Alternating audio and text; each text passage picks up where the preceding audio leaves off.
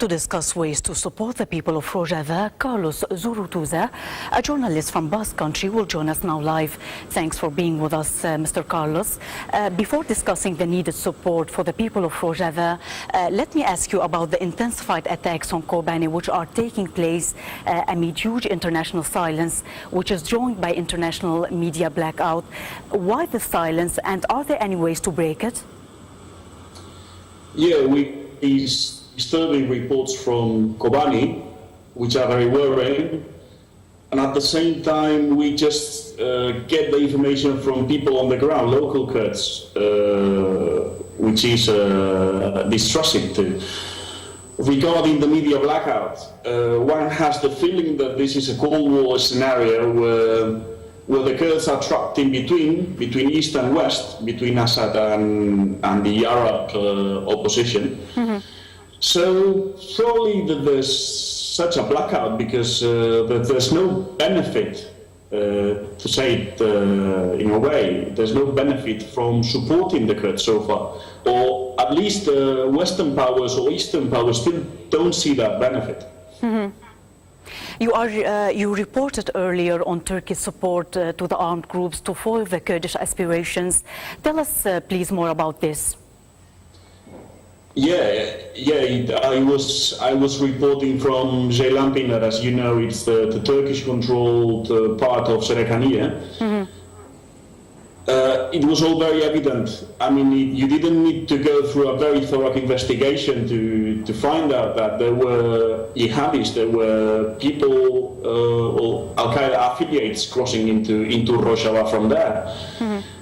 It was just enough to speak with the local people, with people in the streets, with the local Kurdish administration. Of course, the Turkish governor of the province would deny everything, stating that Turkey was there just for humanitarian reasons. Mm-hmm. But it was very, very appalling to hear testimonies as you know, people calling the police when they came across these people crossing the border.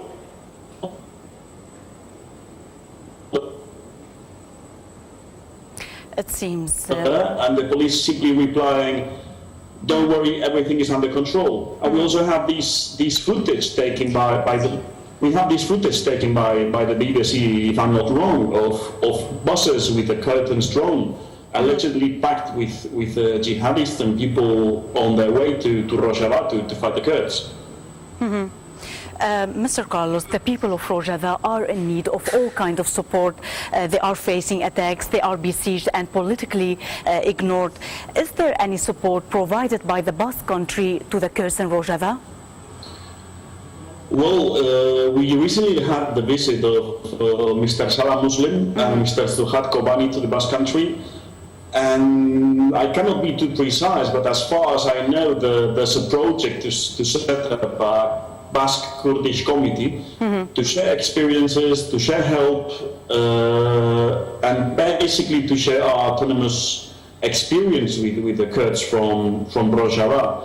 So on the other hand, the people people here in the Basque Country are very sensitive towards the Kurdish issue historically, because we also a stateless nation. Mm-hmm. So I guess, and I want to think that help will come at least from here in the close future. Mm-hmm.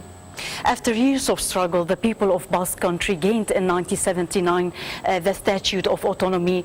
To what extent is the struggle of the Kurdish people in Rojava similar to the Basques, Mr. Karlos?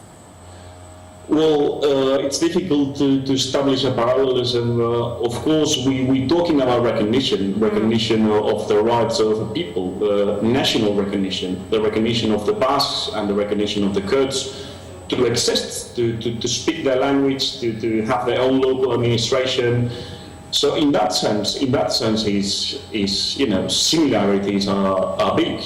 Mm-hmm. On the other hand, whereas the people in Rojava are not fighting for a separate independent Kurdish state, the situation here is different. There's a big part of the population who would favor a Basque independent state, the same as in Catalonia. But basically, we're talking about national recognition, about the recognizing the rights of peoples to exist, basically. How can the people of Rojava benefit from the experience of the Basques in their struggle? Well, I want to think that they can benefit in many ways. You know, we have, for example, a very high experience in education, in the normalization of a minority language, which is Basque. People from Rojava could also benefit of a local parliament, of a local administration, of our, let's say, self-rule, which is obviously not perfect for many people here, but it's much better than what most of the Kurds have today, except for those in Bashur, in South Kurdistan. So I want to think that there's a big experience to share between Basques and Kurds. As you mentioned, PYD's co-chair Saleh Muslim visited the Basque country in March, and he made series of meetings with officials there. Tell us more about his visit, which lasted for 4 days. Yes, Mr. Saleh Muslim visited the Basque Parliament, Basque government officials, as well as members from political parties who are sensitive towards the Kurdish issue. Of course, not everybody here is that sympathetic to the Kurdish cause. So it was a meeting, it was a visit which raised up the tension because Mr. Saleh Muslim gave several talks. There was a big media coverage, even from Germany. And at the same time, Mr. Saleh Muslim had the chance to visit administration officials and political officials as well, who, as far as I know, are very eager to establish a close collaboration in the future. What is the importance of this kind of visits, Mr. Karlos? Well, it's obvious that until the Kurds in Rojava get support from bigger states who can help them in a better way, at least people from Rojava would have the support from the Basques. So I want to think it's a first step. It's a first step towards a wider recognition of the needs of the Kurds in Rojava. At the end, given the realities in Syria and in the Middle East, what are your expectations of the future of the Kurds in Rojava? Well, as we were mentioning before, these reports from besieged Kobani are very distressing and disturbing. But at the same time, I feel optimistic because the Kurds have achieved quite a lot. I've been lucky enough to witness myself how the Kurds are basically ruling themselves up in the north of the country. They established schools overnight, they established local committees, they established political parties. I've witnessed that, and I have to say that it's one of the most emotional times I've ever had as a journalist covering the Middle East. So, despite the constant attacks, I still feel optimistic about the future of the Kurds in Rojava.